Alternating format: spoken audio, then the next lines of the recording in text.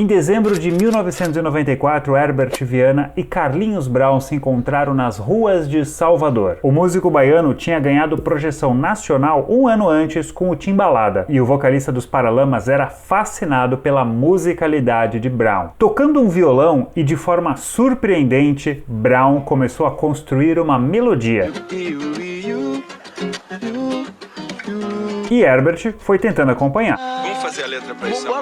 Cabia uma letra ali, mas uma letra que extrapolasse a noção convencional de que tudo tem que ter um sentido, uma explicação. O que Brown ensinava para Herbert era que o sentido poético também pode estar no som das palavras. Nada mais justo, então, que usar toda essa brasilidade para cantar sobre uma inglesa que adotou o Brasil. E assim Herbert fez dessa parceria uma homenagem à sua esposa. Os Paralamas fizeram dessa música a responsável pela banda renascer das cinzas. E essa é a história de uma brasileira. E para entender a importância dessa música, e antes de contar o tema dela e como é que ela nasceu, eu só vou voltar um pouquinho lá pro começo dos anos 90 para contar que essa foi uma década de início desastroso para a banda. Tinha até começado ok ali com o lançamento do Arquivo, que tinha releituras de velhos sucessos, tinha Caleidoscópio, mas a verdade é que eles já terminaram os anos 80 decaindo com o Bora Bora e depois com o Big Bang, não estavam conseguindo repetir o sucesso arrebatador que foi o Selvagem de 86. E aí eles decidiram fazer 2 discos experimentais que fugiram completamente do que as pessoas conheciam por Paralamas do Sucesso. Em 91 veio Os Grãos. Nesse disco, inclusive, teve desentendimentos internos, o Herbert com dificuldade para compor, rolou um estresse com Bi e Baroni, a banda podia ter acabado ali, cara. E teve o Plano Collor também, com o confisco da poupança, e em 94 o Severino não conseguiu reverter essa história. Pelo contrário, os dois foram malhados pela crítica, venderam muito pouco. Em compensação, essa era, 92, 93, 94, foi o período dourado dos Paralamas nos países vizinhos. Eles faziam mais sucesso no resto da América do Sul do que no Brasil. Foram várias apresentações na Argentina, Chile, Venezuela e, em menor grau, Uruguai, Paraguai, Peru e Colômbia. Eles tentaram até entrar no México, mas acabaram tendo dificuldade. Primeira vez em México é um honor para nós.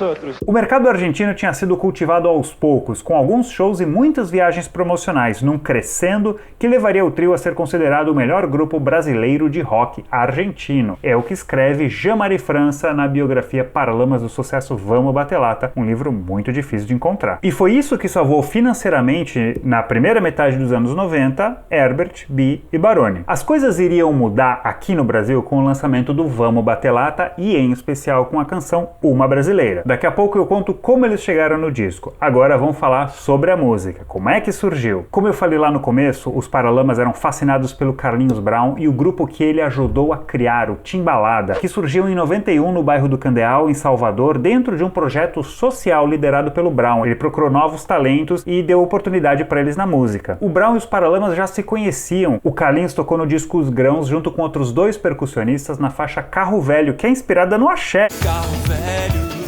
Carro velho pra quê? Para uma banda de rock, tudo bem, muitas pessoas dizem que Paralamas não são uma banda de rock. A origem deles está no rock, né? Mas enfim, era uma banda de rock tentando fazer axé music, por mais estranho que isso possa parecer. Mas aí beleza, em 93 o Timbalada lançou o primeiro disco que alcançou sucesso nacional, principalmente com a canção Beija-Flor, lembra?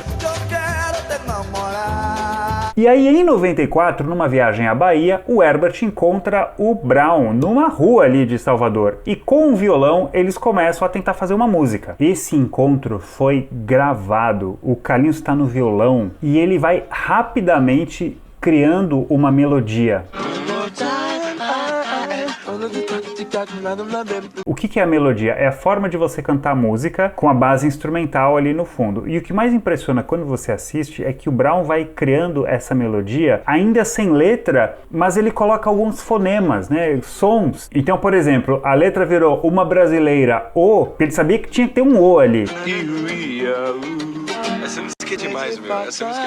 Vamos fazer a letra pra isso amanhã. Era como se, mesmo sem a letra, tudo fosse uma coisa só. A levada, a melodia e esses fonemas. Isso tinha um nome, era a nova língua ou novilíngua de Brown, que aliás o Herbert cita em Vamos Bater Lata. Mas que língua é essa? Não, não é uma língua de verdade, cara. É um estilo de fazer uma letra, em que você escolhe as palavras sem se preocupar muito com o sentido. Por isso que a letra vai vai dizer uma coisa como somos do interior do milho. É óbvio que você pode tirar um sentido de dentro disso, mas o que vem em primeiro lugar é a sonoridade e não o significado. Esse verso, aliás, nasceu assim, ó. A gente ficava com a melodia, ele fica rodando, assim, gritando, correndo. Rapaz, não sei o que. Aí vem com uma palavra assim, é o milho, vamos falar do milho. Aí a gente procura o negócio e eu ia anotando, né? É legal de contar também que escrever desse jeito era uma coisa libertadora para o Herbert, porque ele vinha de uma tradição em que ele se sentia meio preso, tendo que dar um sentido para tudo nas letras. Na hora de escrever, o que eu quero dizer com isso? O que isso vai significar? Eu falei, PQP, que genialidade, que liberdade mental de pensar e escrever absurdos, e aquilo fazer um sentido poético. Foi a experiência de tentar escrever sem ter censura, sem estar pensando, escrever pelos sons das palavras. E muitas palavras acabam lembrando um instrumento de percussão, mas sem deixar de brincar com a língua portuguesa e os seus significados. Tati-bitate, trate-me-trate, como um candeeiro, somos do interior do milho, e esse hão de São hei de cantar naquela canção. Detalhe, tati-bitate é uma palavra que existe, ela significa aquele que tem dificuldade em falar ou pronunciar bem as palavras, ou uma pessoa indecisa. Candeeiro ou candeeiro, dependendo do sotaque, é como se fosse um abajur. E ali no hei de cantar é o verbo haver, né? Como é que é o tempo? Eu vou botar o tempo aqui. Um dia eu hei de cantar. Tá, mas por mais que os versos pareçam assim sem sentido, se você olha para o contexto, eles têm sim um significado, né? Aparentemente a letra fala de alguém. Uma brasileira,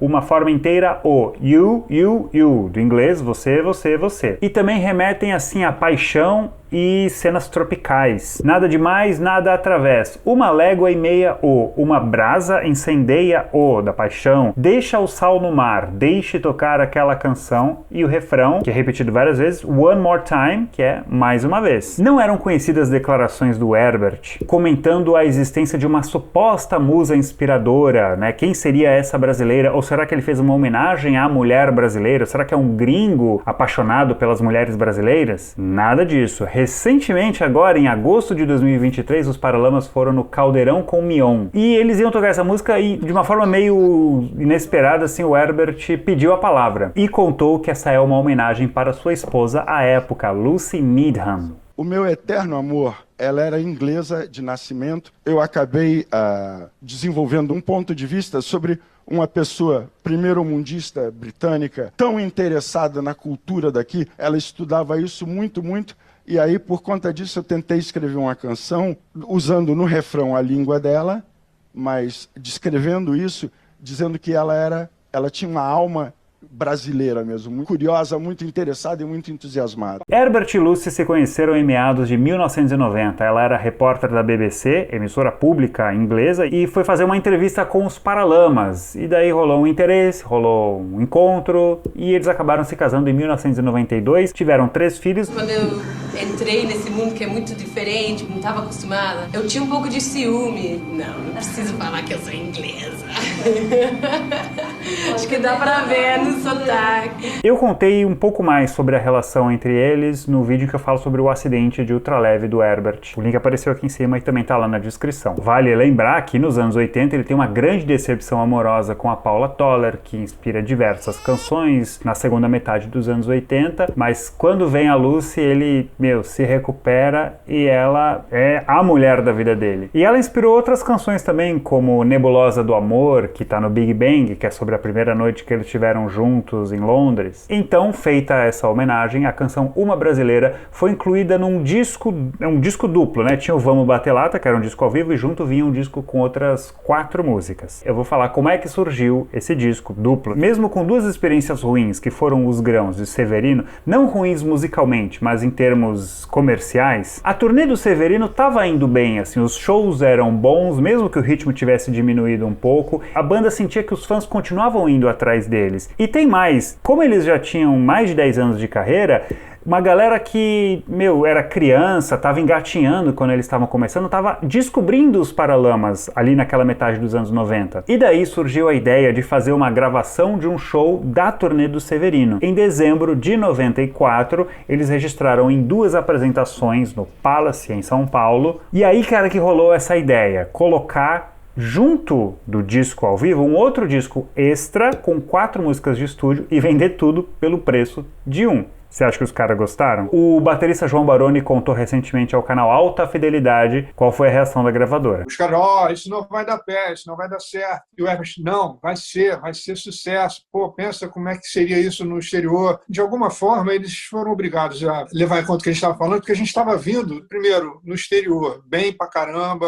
E depois, vem cá, a gente está fazendo 8 shows por mês, 9 shows por mês. Você acha que esse público aí está indo ver a gente porque a gente está pagando eles? Não, né? Vencidas as resistências, a banda foi pro estúdio gravar as 4 músicas e chamou o Djavan para dividir os vocais em uma brasileira. É letra rebuscada e com ele mesmo, né?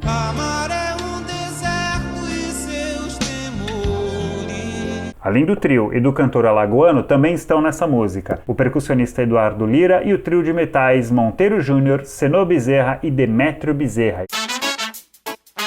O arranjo ficou com uma cara de música pop com arranjo reggae, que aliás era a grande marca do Selvagem, né, o sucesso lá de 86. Sobre a virada no som da banda, Herbert comentou à revista Bis: "Eu tava sentindo falta de compor melodias assobiáveis, confesso ao vocalista e guitarrista, direto de Londres, onde mata a saudade da mulher Lucy e do filho Lucas. Cansei de espremer o cérebro, a gente não tava fazendo coisas alegres, bem-humoradas." Vamos Bater Lata foi lançado em 95 e começou a vender que nem água. Rapidamente ultrapassou 100 mil cópias, uma brasileira ganhou um clipe em preto e branco e que foi destaque no primeiro VMB, o Video Music Brasil, que era a premiação da MTV brasileira. Ele ganhou como melhor clipe segundo audiência e melhor videoclipe pop. Eles também tocaram a música com o Carlinhos Brown.